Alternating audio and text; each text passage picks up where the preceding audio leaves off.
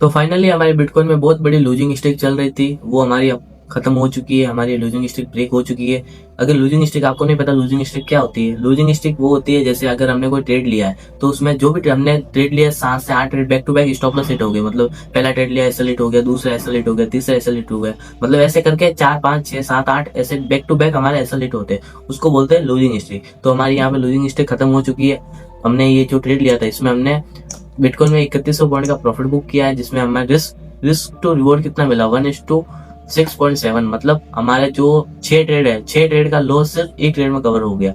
इसे बोलते हैं हाई रिस्क रिवॉर्ड की पावर। मतलब अगर हमने 6 लूजिंग स्टेक में अगर हमारे एसएल हिट होते 8 एसएल में से हमारे जो 6 एसएल थे वो इस ट्रेड में हम उस 6 एसएल का लॉस इस एक ट्रेड में कवर हो चुका है। अब हमारा लॉस बचा है सिर्फ 1 या 2 ट्रेड का, जो कि वो बड़ी लूजिंग स्ट्रीक का लॉस था, तो वो कवर हो चुका है। और इसके बाद में हमारा अभी ये 2 ट्रेड, ये एक एसएल हिट हुआ था और ये ट्रेड हमारा रनिंग चल रहा है। अब देखो अब हमारी लूजिंग स्ट्रीक खत्म हो चुकी है और ब्रेक होने का ये लूजिंग स्ट्रीक, तो अब यहाँ पे चांसेस बहुत ज्यादा बढ़ जाते हैं कि हमारी लूजिंग स्ट्रीक के बाद हमारी एक विनिंग स्ट्रीक लगे। मतलब अगर हमारे 8 से 9 एसएल अगर हिट हुए ना बैक टू बैक, तो हमारे 4 से 5 टारगेट भी बैक टू बैक हिट हो सकते हैं। तो ये एकदम परफेक्ट टाइम है यहाँ पे ट्रेडिंग करने का, यहाँ पे फोकस लेने का, यहाँ पे डिसिप्लिन लेने का। क्योंकि अगर हमने अब अगर फोकस नहीं रहे, अब अगर हमने डिसिप्लिन को फॉलो नहीं किया, अगर हम सेटअप बना और ट्रेड हमने नहीं लिया, मिस कर दिया, तो हम बड़ा प्रॉफिट मिस कर सकते हैं।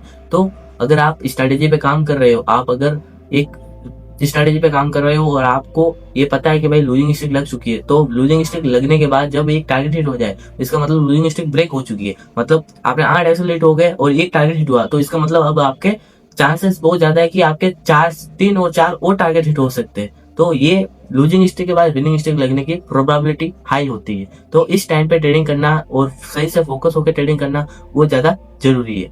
तो मैं आपको ये बता देता हूँ कि ये ट्रेड जो था ना, ये मैंने अपने फ्री टेलीग्राम चैनल पे भी अपडेट किया था और ये इसमें पूरा टारगेट हिट हुआ है, मैंने पूरा ट्रेड बताया था। और यहाँ पे ये मैंने फंडेड अकाउंट में मैंने ये ट्रेड लिया था, जिसमें मैंने यहाँ पे $200 का प्रॉफिट बुक किया फंडेड अकाउंट में, ठीक है। तो फ्री टेलीग्राम चैनल का लिंक डिस्क्रिप्शन बॉक्स में मिल जाएगा, ज्वाइन करना मत भूलना।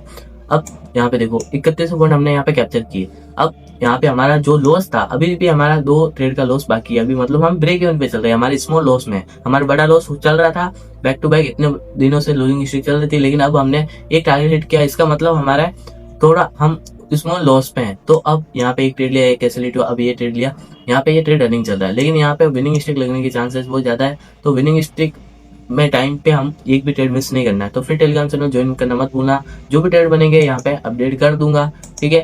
तो आज की वीडियो में इतने ही, मैं मिलता हूँ किसी नेक्स्ट वीडियो में।